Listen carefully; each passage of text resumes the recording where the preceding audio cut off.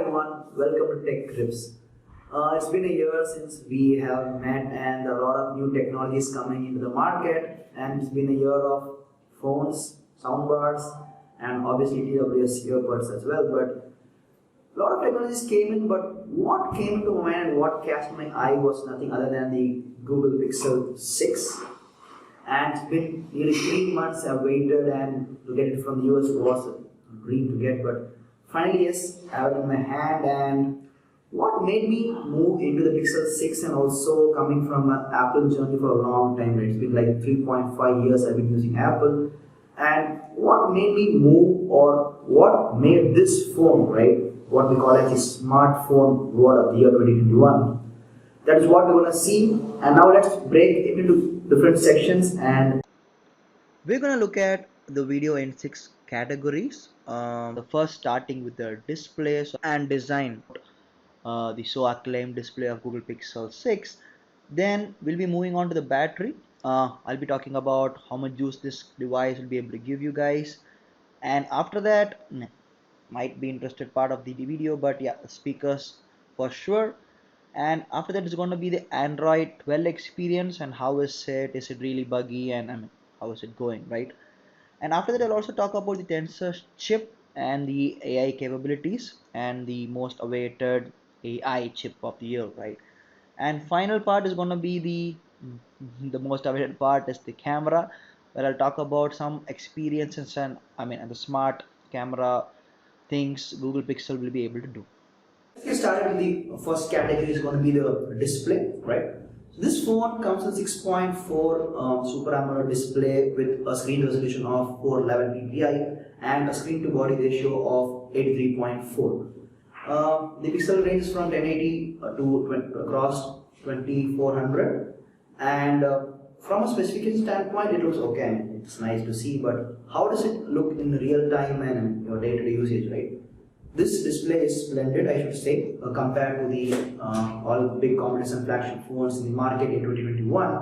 This display is super smooth. It comes with a 90 Hz display, where you do not feel like it's just 90 Hz. You feel it's equal to 120 Hz, and it is really fluid. I mean, from a usability standpoint, the phone display is really fluid. And it's just an example of photo I've taken from the phone, right? And similarly, your YouTube videos, your Instagram reels, everything looks awesome in this display for a 411 ppi resolution and a Super AMOLED display for a 90 Hz phone. So from a display standpoint, this is a check in the box, and it's good to go. And here's a fluid sample. Through the wastelands, through the highways, till my shadow turns to sun rays. And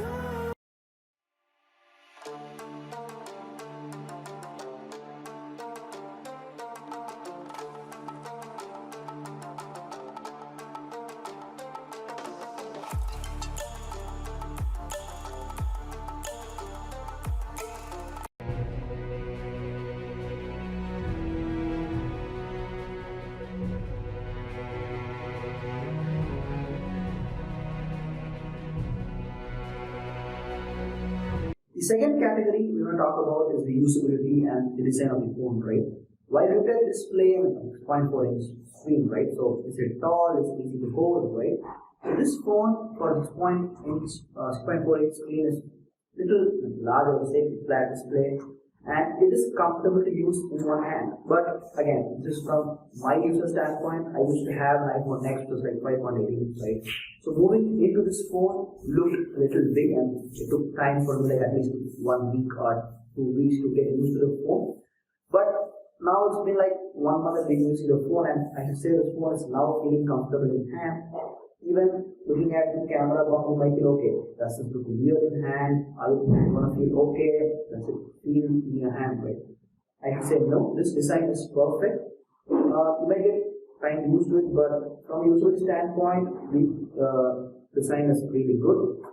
And from a day-to-day usage standpoint, right, from your day-to-day tech standpoint, and opening your phone, top to bottom is not going to be a problem, right? Now, if you ask me, okay, what about opening the phone for the usability, right? So this phone comes with a fingerprint sensor, as you can see, right? There have been rumors, I mean, where you say that okay, this is not a flagship level unlocking technology or usability tool, right? I do not feel that way. Why? When you start comparing, and it's getting better way up there, so if you start comparing the usability and the design of the phone again, it's gonna be top notch. You're gonna move from any new phone to the market and all the companies out there. So from my standpoint, for the usability and the design standpoint, I'm gonna give like a rating of say 8 to 10, 8 out of 10 to make it go into the category for smartphone of the year award. Looking at third category, right? I'm gonna talk about the Android 12 experience, right? And being a Google phone, Android 12 has been great in this phone, but there are reported bugs and people talking about lag and there has been camera issues, fingerprint sensor issues, right? But from a day-to-day usage perspective, I felt the Android 12 is great. Again, I take reference from iOS always, but being an iOS user for a long time, moving to the Android 12 experience felt actually seamless with the overall material UI coming in and the colors, the notifications, right? All you can see has been a cool experience. It's not a old boring Android anymore. It has become more customizable and more usable friendly so that you feel it is your phone, your phone, right? So limited phone. And that's also been the wallpaper collection has been good, the icons, the placement of icons. And the major part I want to talk about is the widget experience. So the widgets in this phone has been amazing. So as you can see right now it is there over here. So you can see the widgets over here. They have different new widgets coming in, which is cool and also user friendly. So you really don't have to open any apps. You can see them on screen at any point of time. For example, this is a music app you see, right? You don't have to go to the app. It's just on screen. Just by touching it, you can start using it. So from the Android 12 experience, it's gonna be again a plus, but I'm gonna go down a scale on this because of the bugs and the releases coming in again and again. So from an Android 12 experience, for the experience, I'm gonna give a 10 out of 10, but for the daily patch and the upgrades part, the issues there and errors, I'm gonna reduce it to say 9 out of 10. The next topic I'm going to talk about is the speakers. This is not a major topic everybody will be interested in, but we'll talk about the speakers because this speaker is really good. I mean, it has stereo speakers, and as you can see, the sound is really good. And especially on contents like your Netflix and other streaming devices, right? So if you really try to watch a movie or maybe music for that, right? The sound is really immense. You feel like okay, it is true stereo and it is really good. So just a little sample of the speakers I'm going to give us that so you can see how it feels from a speaker standpoint.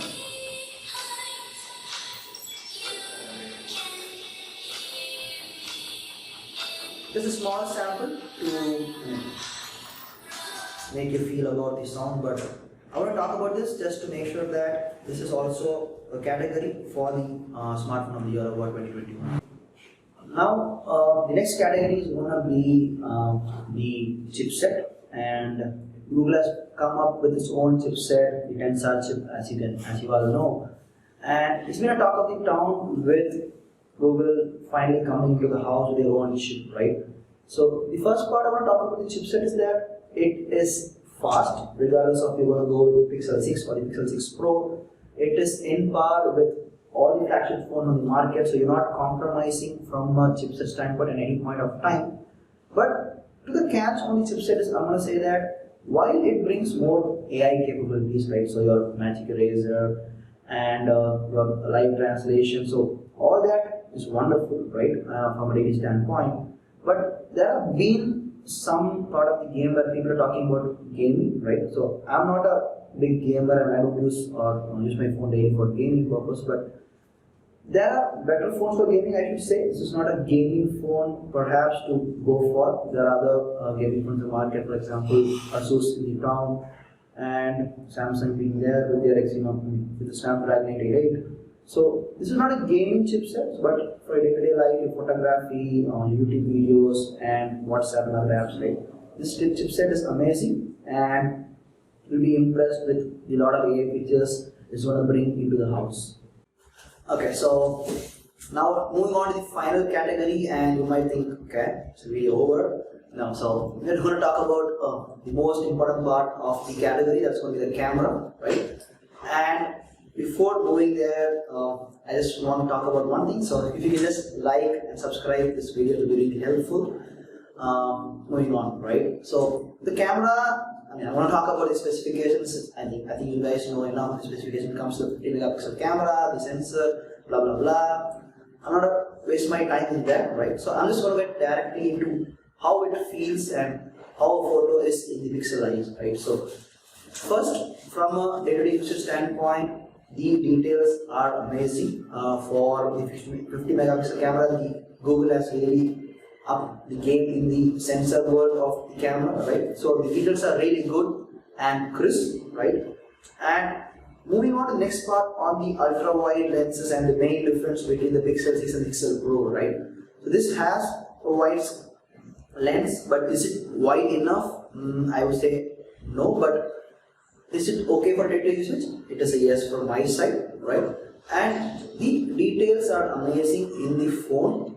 And the major part I would like to talk about is the modes of the camera, right? So they have different modes, right?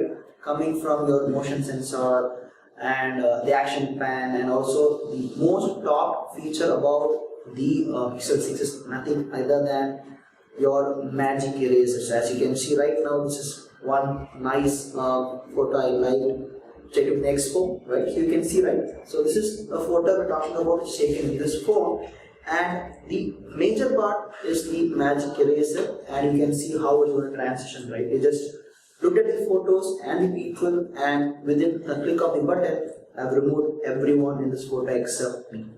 Now, this is the power of the camera and AI together.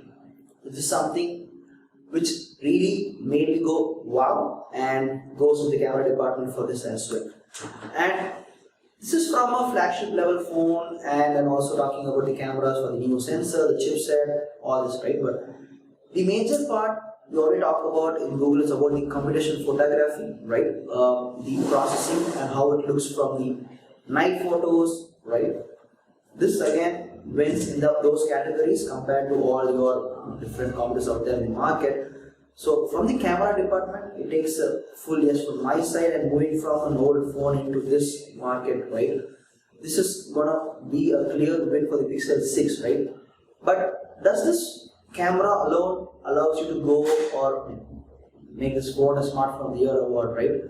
I would say 50-50% for these both, right? So 50% for the camera, and the overall user experience is from the camera standpoint. The photos are amazing, and let's look at some samples from this camera as you see. And before moving on to that, one part I want to talk about is also the video, right? Google has gamed up its version of the video, right? So it's always about to talk about the Apple iPhones over there from a video standpoint, right? And I've been using Pixel 5a and 4a for a long time, but I should say the camera in this phone is a game changer, right? The stabilization, and they really have different modes for cameras, and video a special stabilization mode as well. So if you try that, you will not even feel that the phone is, you are actually holding the phone. It feels like it is just still and stuck for a whole long time. So that is from the video standpoint and the camera department from my side.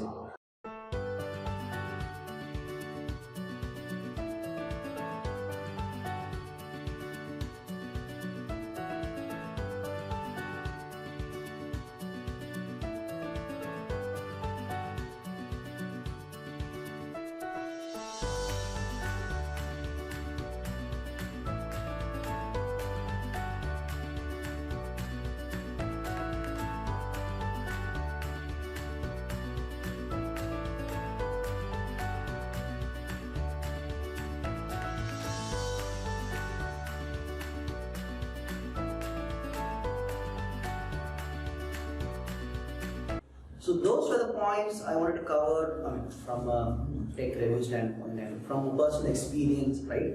Now moving on to the final verdict on, okay, is this the winner for the smartphone of the year 2021, right? So before I say yes or no, right? So we'll go by the different categories we went through, right? Display, check. Speakers, check. The chipset, definite check. And the camera, check, check, check, check. So if you really see, it's gonna be an easy win if I say for the smartphone of the year award again. Considering the price point of this phone and the features it brings into the market, I would say this is a win. Now there are a lot of people asking me about, okay, should I go for the Pixel 6? Is the Pixel 6 Pro an added advantage for the phone, the camera, the display, right? This is going to be a personal experience and a personal thought process from my side. I would say no. The Pixel 6 holds good from a phone standpoint. The flat display is awesome. If you're really a camera lover, you want the telephoto lens, and that's an additional, right? Who really wants to use it, you might go for it. But other than that, the display, I feel that the 90 Hz display, the resolution in this phone holds great. But if you want the best of the Google Pixel 6 and if you have the money to go for it, I would say you can go for it. But from a smartphone year of the award, I would give this to the Pixel 6, not the Pro, just the 6. And I should say Google has gamed up and innovation runs in the Pixel 6 from the overall categories and usability standpoint. Above all this, the most important thing is the availability of these phones, right? And these phones are not easily available in India while they are available in Amazon for a certain price, and or you have to go get it from your cousin or someone coming from the US, right? And the stocks had a problem and had to get it from the US, but I think right now it is available in all colors. That is the only catch in these phones. But is it worth the catch for waiting and dating this phone? I would say yes. But if not, what are the other options in the market? And should we wait for the new phones coming in the market instead of waiting for this coming into India? That is a personal choice from your side, but I would recommend this phone for value for money and best Android experience and overall smartphone for the year, at least for a year easily. I mean, I know S22 is coming in, OnePlus having different phones coming in, and you never know what the future brings in the tech world. But at this point, this is a best value phone and the best phone you can go for in the market from my side.